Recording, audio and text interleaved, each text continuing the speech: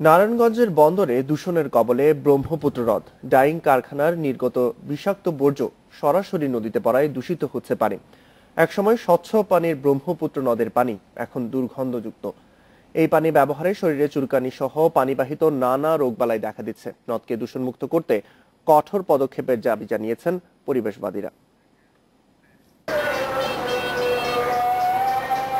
পাপ মোচনের আশায় প্রতি বছর সনাতন ধর্মাবলম্বী লাখো পুণ্যার্থী হাজির হন নারায়ণগঞ্জের বন্দর উপজেলার লাঙ্গলবন্দে ব্রহ্মপুত্র নদে।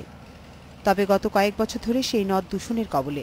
এ ব্যাপারে অভিযোগ উঠেছে কয়েকটি শিল্প প্রতিষ্ঠানের বিরুদ্ধে। ওইসব কারখানা তরল বর্জ্য পরিশোধন না করেই রাতের আধারে ব্রহ্মপুত্রে ফেলা হচ্ছে।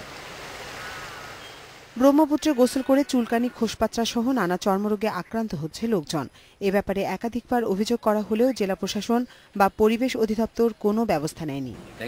পানির মধ্যে গন্ধ হয়, স্নান করা যায় না, কোনো কিছু করা যায় না, নামলে শরীর চুলকায়। বিভিন্ন কোম্পানি একেবারে নোংরা আবর্জনার পানি ডাইরেক্ট ছাড়তেছে, কিন্তু এটার ভিতরে কোনো প্রতিক্রিয়ার কোনো কোম্পানি নিতেছে না। ড্যাঙের পানি বদ্ধ করলে দিলে তো মনে হয় যে পানিটা নষ্ট হয় না, কারণ ড্যাঙের পানি তো অ্যাসিডের পানি। নাব্য সংকটে পড়া ঐতিহ্যবাহী ব্রহ্মপুত্র নদ রক্ষায় দ্রুত ব্যবস্থা নেওয়ার দাবি জানিয়েছে পরিবেশবাদী সংগঠনগুলো।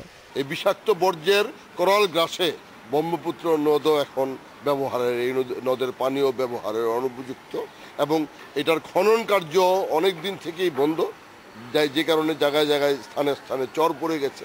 ব্রহ্মপুত্র নদ সংলগ্ন শিল্প কারখানাগুলোতে বাধ্যতামূলক ইটিপি ব্যবহারে চিঠি দিয়েছে জেলা প্রশাসন। তবে দূষণ রোধে পরিবেশ অধিদপ্তরের সক্ষমতা বাড়ানো প্রয়োজন বলেও মনে করছে প্রশাসন। ইটিপি যাতে করে সার্বক্ষণিক সচল থাকে সেই বিষয়টা আমরা নিশ্চিত করার ব্যবস্থা গ্রহণ করেছি। পাশাপাশি যে সমস্ত ইন্ডাস্ট্রিগুলো ছোট আকারে রয়েছে তাদের যদি বর্জ্য এই নদীতে আসে সেই বিষয়টিও বন্ধ করার জন্য আমরা পত্র দিয়েছি। রাতের আধারে অপরিশোধিত তরল বর্জ্য ব্রহ্মপুত্রে নিক্ষেপের প্রমাণ পেলে ব্যবস্থা নেওয়া হবে বলে জানিয়েছে জেলা প্রশাসন। Independent news desk.